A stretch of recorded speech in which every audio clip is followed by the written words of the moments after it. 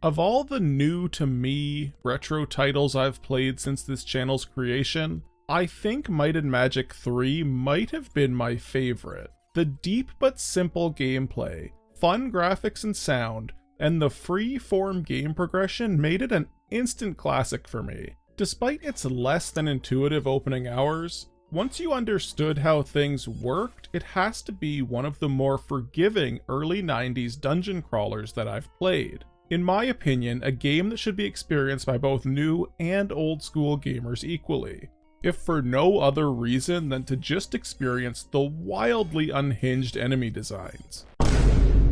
After finishing, I was really looking forward to more of the same with the sequel, Clouds of Xeen, thinking it would be more of the same great dungeon crawling I enjoyed from the prior title.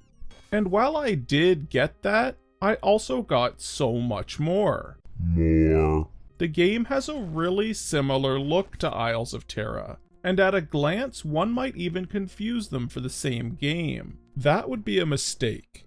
The improvements this game made to the game engine were significant. The game added full voice acting, several beautifully animated pixel cinematics, a vastly improved journal and inventory system, and far more grounded leveling and progression. Where I felt Isles was a pretty free-form game, it did have some serious experience bloat in the late game, making a lot of the late content soft-locked behind powerful enemies. And while some of that existed in Clouds, the significantly reduced level capacity for your party in this title ensured you had more freedom to explore than ever before. The story was completely separate from the prior game. That title was all about finding Korak and helping him stop Sheltem. Neither of the ancient beings are present in Clouds at all. And in fact, a common complaint of this title is the lack of story beats whatsoever. And while that's not completely inaccurate, I almost feel like that's a big part of its strength. It's a pure dungeon crawler, with the almost single-minded goal of killing the big bad guy. That's not a bad thing. At least in this case. The game world and game mechanics are more than sufficient to keep the player's interest during its 20-ish hour runtime. And for those that are interested in the dramatic conclusion to the galaxy-spanning battle between Sheltem and Korak, it is explored in this game's sequel, Dark Side of Xeen, so it's not like it was forgotten. To some, this rear loading of story elements is a good thing. Might and Magic's world was always a bit uncanny, mixing sci-fi and fantasy elements, often in a somewhat jarring way for those who aren't expecting it. Clouds of Xeen, despite its very alien-sounding name, is far more firmly rooted in pure fantasy than its predecessor. While those sci-fi elements did exist here, this game was a much easier sell to die-hard fantasy fans. So if you enjoyed the Isles of Terra, get ready for more of the same, only so much better. Those clouds aren't going to explore themselves.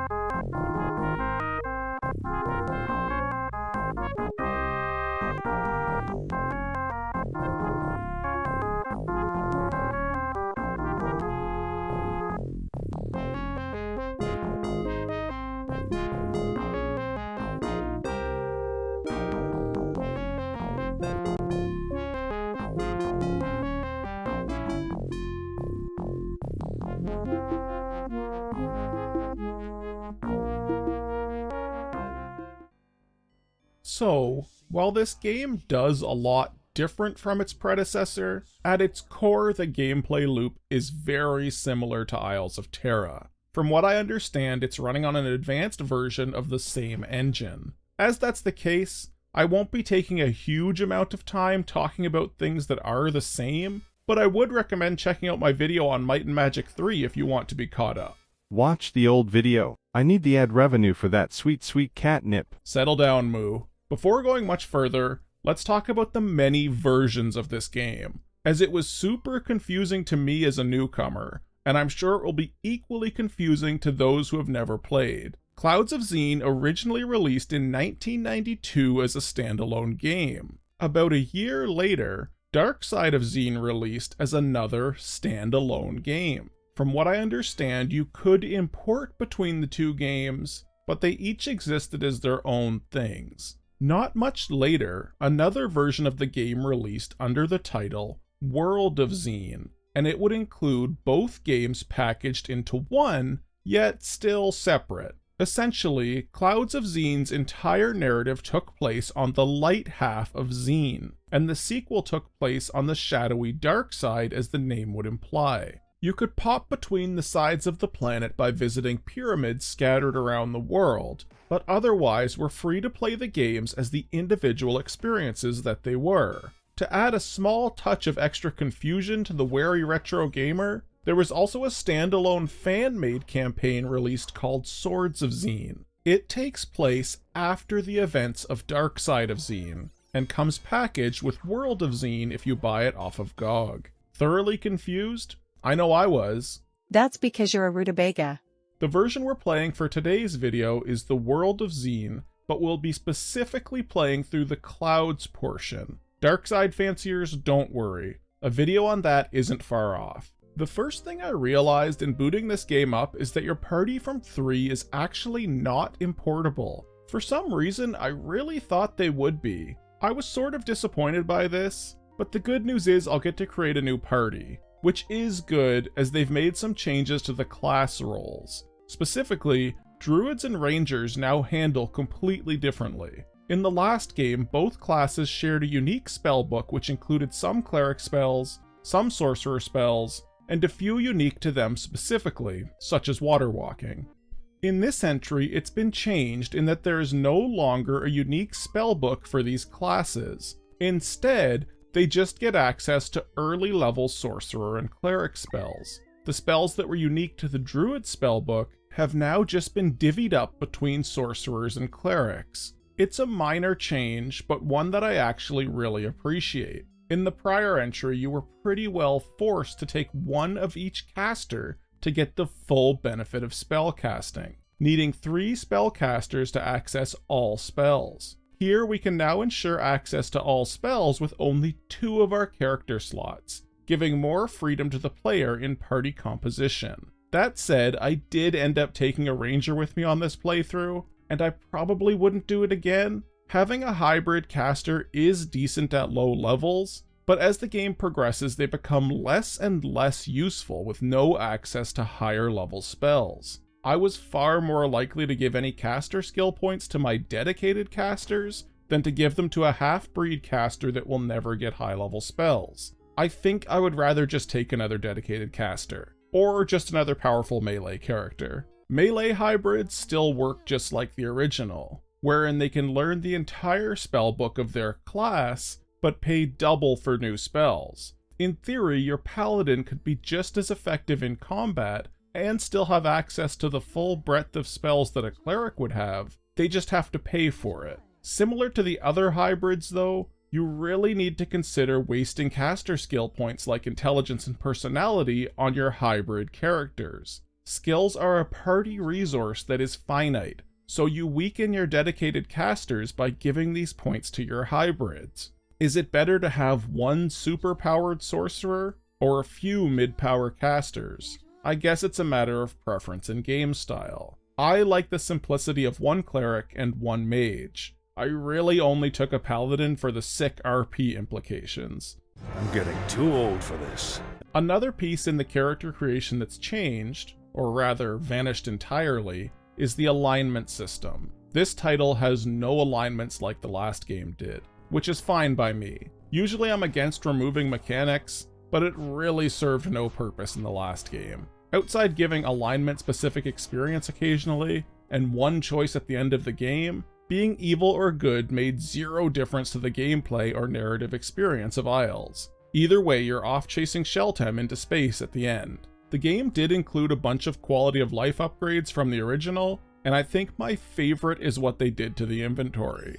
In the original, each member of your party got 2 pages of inventory for everything. Not terrible, but a nightmare to organize and woefully small once you start picking up keys, quest items, and other things you can never drop. By the late game, managing my inventory had become a complete chore. Not so much here. Now, the inventory is still per character, but instead of 2 pages for everything, there is 1 page for armor, 1 page for weapons, 1 page for accessories, and another page for miscellaneous. Not only does this mean you have doubled total carry capacity for each character, but also your items would auto-organize into each category. This makes organizing everything so much smoother. Gone are the 20-minute item swap sessions every time you finish a dungeon. Quick comparing and switching was a breeze now. Best of all, they added a quest item panel as well. It held keys, access stones, and any other quest items you would find.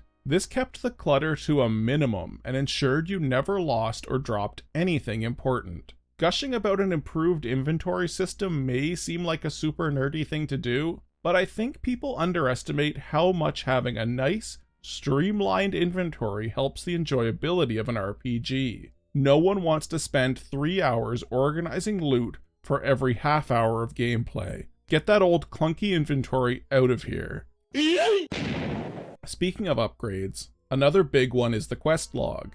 As most of the quests in this title are of the fetch variety, it keeps track of who was after what. So if you've found a random gem of power and have no idea who it's for, not to worry. Your quest journal will tell you who requested it and even give a grid reference for where to find them. This game is pretty much Skyrim, which is great if you have the included map that came with physical copies of the game. I have a PDF of it at least. Sad. Speaking of maps, the one here is the same but with one addition. In the last game you could cast the spell Wizard Eye to get a mini-map in the top right corner of your screen that would show everything from shrines and NPCs to even secrets. That still exists in this game, but there's also additionally a non-magic mini-map. If you press the equals button on the keyboard, you get a similar map that shows anything you've explored, with Fog of War over the rest. A huge upgrade for lazy people like me who suck at keeping their buffs up.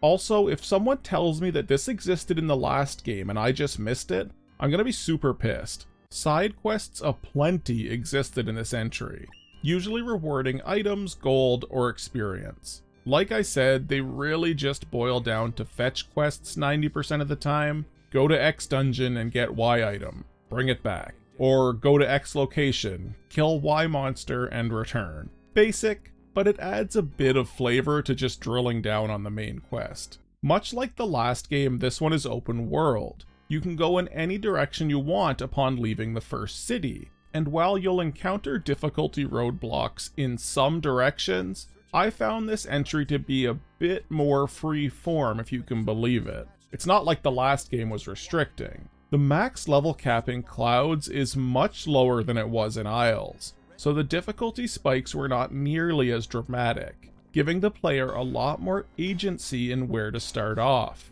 Just like the last entry, there were traversal skills for swimming, climbing, and cutting through thick forests, but they almost felt like an afterthought this time. You can get them all in one location early on, and for a pretty low price. Not nearly as exciting to find the trainers as it was in the original. Overall, the world of this game is much smaller than that of Terra, and you do feel it. In fairness, the game in its final form would include access to the dark side of the planet, but I can only imagine those that got this one in its standalone form felt a little bit shortchanged. It's jam-packed with things to do, but it's certainly a lot smaller than you'd expect coming from Terra. Now that we're 2 entries deep into this series, I think I can confidently say Might and Magic has my favorite combat style of any dungeon crawler I've played to date. I don't feel rushed or frantic like I would in something real-time, but I also don't feel that heavy slowdown of true turn-based dungeon crawlers. Games like Wizardry are great, but there was a huge sluggishness to the combat encounters. Musical jingles, random encounters, dragged out resting, and wordy loot and leveling. A great game no doubt, but often intimidating and laborious. Here, the combat just feels like a part of the game world. There are no loot screens or combat transitions, no wordy experience and level up displays, just a smooth combat experience with enemy actions happening as you move through the world. It really takes the best of real-time and the best of turn-based, leaving out all the fluff. Funnily enough, the only other games I can think of that attempted a similar system were Thunderscape and Wizards and Warriors. In Thunderscape it sort of worked, though not as well as here. Wizards and Warriors, it just came across as messy. New World Computing knew how to make a combat system. It also helps to be in 2D, I think. Moving this system into the 3D space comes with challenges. It'll be interesting to see how it evolves in later entries when I get there. Also, I learned something this time around that probably always existed, but is new to me. Enemies only move when you can see them. So if you move towards them backwards, you can close in while denying them ranged attacks. I finally understand why there were ass-first dinosaurs in the last game. They were trying to get the jump on me. In fact, ass-first sea monsters exist in this entry as well, proving that they've continued to thrive and evolve with their advanced tactics. The magic, outside class changes, is greatly unchanged from the original. Something they did do that was awesome was make buffs party-wide for this one. So instead of casting each buff 6 times, you could cast it just once. Additionally, they added a Day of Sorcery and a Day of Protection spell, each giving you all sorcery and all cleric buffs to everyone for the entire day. It's a huge quality of life upgrade that I greatly appreciate. I would never keep my buffs up in the last game because it felt like a chore. Here it was so simple. This game also continues the tradition of having some of the most unhinged and amazing enemy designs I've ever seen. I couldn't possibly shout out every single one, but some must-sees include the upgraded ogres, the goblins, and of course, these barbarians that look like the nameless one from Planescape. It really begs the question, what can change the nature of a barbarian?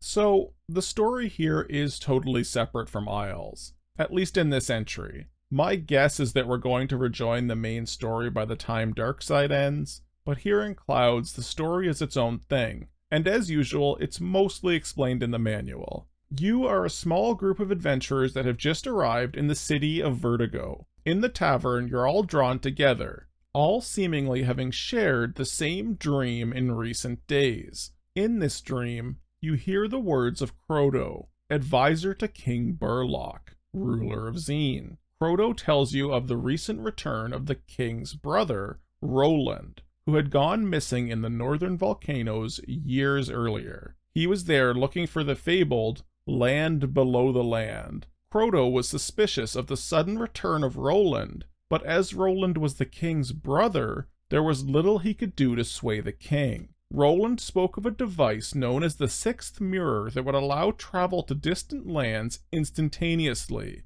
The item became King Burlock's obsession. This obsession led to the kingdom slowly falling to ruin. All resources went in search of it, and the running of the kingdom was neglected. Crotto, in a desperate attempt to sway the king, snuck out to spy on Roland one night and caught him in some sort of dark ritual. When caught, Roland attacked the king's advisor, but in the clash he himself was greatly wounded. Crotto then made the grisly discovery that this was not Roland at all, but some other being wearing his likeness. The creature introduced itself as Lord Xeen, the soon-to-be ruler of this world. With that revelation, he rendered poor Crotto unconscious and brought him to the Tower of Darzog for imprisonment. Due to the nature of his imprisonment, Crotto couldn't send for help by normal magical means, and instead needed to enter the dreams of adventurers in a desperate plea for help. In this dream, he also said the key to defeating Xeen lay beneath the settlement of Newcastle. The dream continued night after night until one day a bolt from the sky struck down into Newcastle, obliterating the city and burying whatever lay beneath. Pretty cool backstory if you ask me. Once again, you get dumped in with a preset party, and it's up to you who you want to keep. I ended up getting rid of all but one of the originals, mostly because I like making my own dudes. The one guy I kept is Badger, because I have the masculine urge to have dwarves in my party, but the choices for character portraits for custom-made dwarves in this entry are vile. Even Badger's isn't that great, but it's the best of a bad situation. Leaving the tavern, we get our first taste of the new side quests here in Vertigo. They're having a real pest control problem with the ginormous grasshoppers infesting the city. There is a pest control agency in town, but I guess they're not very good at their jobs. If you explore their warehouse, you can discover that the pest control agency are actually shipping bugs into the city to keep themselves employed. Pretty scummy. Reporting this to the mayor gets them kicked out of town for good. Nice humble beginnings quest. Don't worry, we'll be slaying dragons and golems in no time. Our next mission after this is a bit more involved. The ancestral home of the dwarves has been invaded by a clan of mad dwarves. We need to go in and take out their king. Perfect time to mention another upgrade to this game. Animated transition screens for most dungeons. They are reused, but there's quite a few different ones. This one is probably my favorite, and was jarring as hell the first time I saw it. Step right up this way to the action-packed, treasure-filled mines of the Red Dwarf Range. I was not expecting a dwarf to run up on me like that. I was ready to throw hands. Also, why does the dwarf in the cinematic look like a proper dwarf, but none of the other portraits do? They know how to make dwarves, but they just choose not to. It's truly maddening. The mines are multi-leveled and a great first dungeon. The whole place is connected with a minecart system, each level of the mine locked by a specific passphrase. So you'll be exploring, finding new passphrases, mining minerals and grabbing loot, all while slowly getting the passcode for the final and lowest level. Great stuff that utilizes the new, much more useful journal. You get probably 5 or 6 passwords here, and they all get auto-recorded in the journal. Great stuff. At the end, we fight the surprisingly tough king of the mad dwarves and emerge into the volcano mountains. We are not nearly strong enough for this yet, so instead head out to explore the southern forests. Here we can find a woman looking to have you recover the horn of a unicorn that was stolen by a tower of nearby witches. She thinks she can resurrect the unicorn with it. Aside from the wildly unhinged goblin sprites in this tower, the big set piece of this dungeon is rescuing children from cages. Apparently, these blue goblins are the result of something the witches are doing to the kids. Truly disturbing. At the top of the tower, I learn a valuable lesson. The world of Xeen does indeed employ gravity. Fun fact, you actually can stride amongst the clouds, but you need to cast a levitate spell. Also fun fact, if that levitate spell expires while you wander the clouds, it'll dump you back down to Earth. Be careful out there. We return the horn and successfully resurrect the unicorn. This grants the Crusader skill to all party members and will allow us to enter Castle Burlock. We aren't going there yet though. Next stop is River City. This is probably the most action-packed of all the cities. While they usually have at least 1 or 2 things going on, this one is a veritable cornucopia of activity. There's a coven of evil sorceresses poisoning the well, armies of insane beggars, a thieves guild who stole the princess's crown, even a company of Yang Knights, which are highly aggressive samurai types from what I can tell. Great stuff, and all wonderful sources of gold you'll need to exploit to pay for the many new skills you can learn from the trainers here. This place is a real hub of activity. There's even a bench here that advertises itself for sale to promote your business. There we go. This channel is about to blow up. Next, we stumble upon the Temple of Yak. I'm seeing the theme now. Temple of Moo in the last game, and now we have the Temple of Yak. What's next? The Temple of Cluck? Similar to the last evil temple, this one is filled with undead monsters and the priests that worship them. I feel like there's a joke in here about how these guys look like the Vice President of the United States, but I'm at least a couple months late to that meme. There are also lich bosses in the tombs if you open them, but I found I was way too underpowered to take them out, so we'll just leave those closed. After putting down all the yaks, we can move on to the next city, Asp. It's your standard desert city on the edge of civilization where all the residents have been transformed into grotesque snake monsters. That's a common trope, right? We need to mess with some orbs in the town square, then destroy the snake transformer device at the back of town. First little bit of sci-fi in this one, but it raises a ton of questions. Who the hell built a snake transforming device and just dumped it here? Wild stuff. There's one more city to knock out on the western side of the map. It's infested with undead. Much less creative than Asp. All you do here is take out the monsters, ring a gong, and then repeat 3 times to lift the curse. Moving from here, we enter the Cave of Illusions, a big flooded dungeon that loves to troll the player. All those traps everywhere, just illusions. The whirlpools are real though. There are tons of loot pickups everywhere here, but most are just going to pass right through your hands. Still, the dungeon is worth it, as it's filled with ever-increasingly expensive permanent skill upgrades. All cost gems, and the cost will be in the thousands by the time you get to the bottom. Feeling more confident with our new skills, we move into the northern desert. Here we meet a sorcerer's apprentice and find his master has been killed. He wants revenge, plus some item from the ones that did it. The culprits are a swarm of evil wizards who have enslaved a castle full of werewolves. That is metal as hell. It could be a Powerwolf song. These guys can be tough, but this is another super worthwhile dungeon for all the stat upgrades. Plus, as a reward for this quest, we get a special amulet that lets us enter the Northern Sphinx. Everyone loves a good Sphinx romp. Inside the Sphinx is another great dungeon rife with golems and mummies, as you would expect. You need to decipher the Sphinx's name with some riddles interspersed throughout the place. It is really easy, but it does a good enough job to break up the combat encounters. The name is Golux if anyone is curious. Solving the riddle of the Sphinx allows access to a bunch of thrones, one for each race.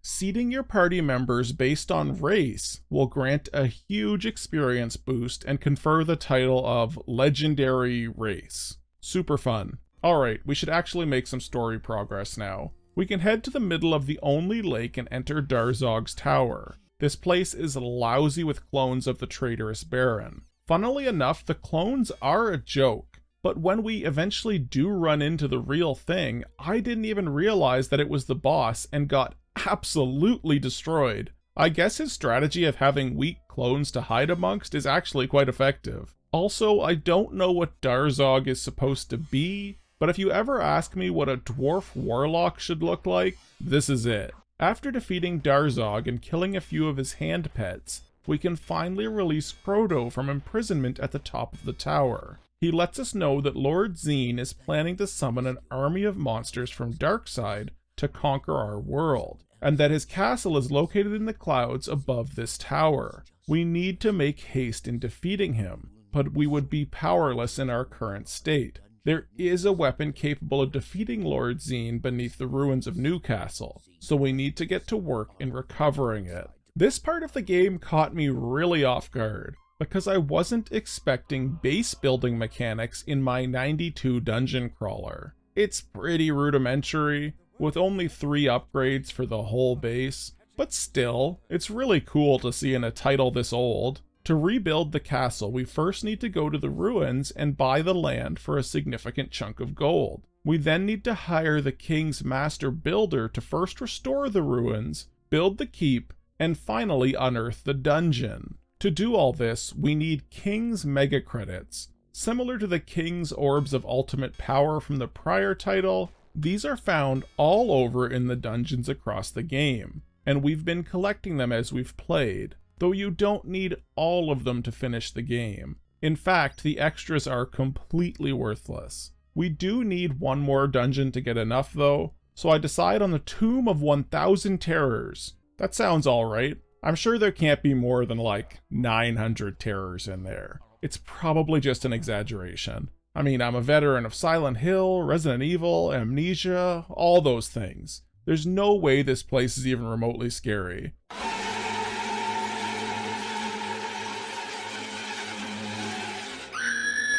I wasn't scared. The statue just startled me, that's all. Anyway, this dungeon is all about drinking, and I quote, tomb juice. It gives you permanent upgrades but causes insanity, a status effect I can't cure on my own. The temples in town can cure it though, so we indulge in what I can only assume is liquefied corpses. We also get the last few king's meta credits we need in here, and finish building our keep. Unlocking the full keep was pretty cool. You get a level trainer here that is the best in the game, a blacksmith for all your repairing and selling needs, and even a temple and bank. Most importantly though, finishing your keep gives access to the dungeons below. At first, this place seems a dungeon like any other, but on closer inspection you can find a secret passage into the heart of the keep. Within, we find the Xeen Slayer sword, the only weapon capable of damaging Lord Xeen. It's also a damn fine sword against normal enemies to boot, and it can't break so far as I can tell. We actually have everything we need to finish the game at this point, but there's a side area we can explore for some extra loot and bonuses. Far to the northeast on the world map is the lava zone. I found two big areas of interest here. One is the Dragon Mountains, an area filled to the brim with dragons. This place is great for getting some experience and a ton of loot. It even caps off with a fight against the King of the Dragons. I loved the design of this area, with it swapping between the tight interior corridors and the dragon-filled calderas. The other dungeon in the lava zone is actually even more interesting, and again, totally optional. You descend through lava-filled tunnels fighting demons and devils that will challenge even the most seasoned party. At the end of it all is something altogether unexpected, a secret city known as Shangri-La. Here you'll find all sorts of bonuses. NPCs giving hints to the game's biggest secrets, a mage school that can teach any skill, and even a well that will grant a full level to each of your party members. Perhaps most interestingly, there is a tunnel at the back that leads to the dark side of Xeen. As we're playing the game in the intended order, I only had the briefest glimpse down there, but the implications of it are really neat. This is clearly the tunnel that the king's brother Roland was looking for, the land below the land. This must be what he found before Xeen replaced him and came back to our side. Really cool tie-in to the lore of the game. It took all my willpower not to immediately jump into the dark side game, but we have a mission to finish on this side. Moving back out of the volcano, back up Darzog's tower and across the clouds, we finally reach the gates of Xeen's stronghold, and it's locked. Apparently, we need a Cupid doll to enter, like a doll from a carnival. What? This game never ceases to amaze me with its weirdness. Even in the 11th hour, outside Xeen's flying castle are a bunch of carnival tents. You need to go to each and win their mini-games. Take the rewards you get from those, and exchange them for a Cupid doll at the main tent. Now, when I say mini-games, I mean that very, very loosely. All each amounts to is talking to the guy over and over until you win. I gotta admit, I can deal with the weirdness, but I don't know what the point of this was. It's not even a stat check. You can just keep trying and you'll randomly win eventually. Oh well, one Cupid doll later and we're in the final stretch. Inside Xeen's castle are tons of cybernetic warriors. We are mere moments from the end, and those sci-fi elements are starting to rear their heads. The higher levels of the castle are guarded by elemental traps. We need to find 4 weather machines, destroy them, and then the way up is clear. We kill Xeen's pet, and then engage the undead general directly. He hits like an absolute truck, and we utilize our ass-first strategy to get into melee range before he can strike.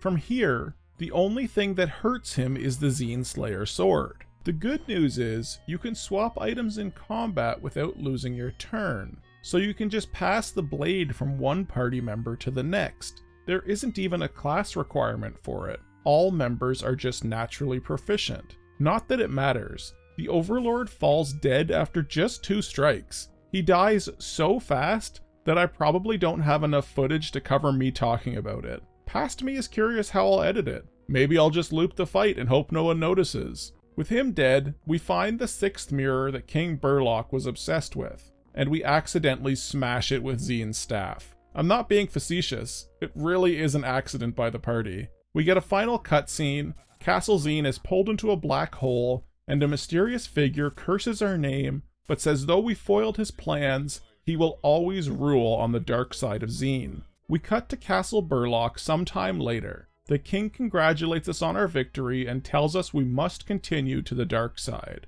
We also get a super rad display of every monster in the game's sprites and animations. I love when retro games include that.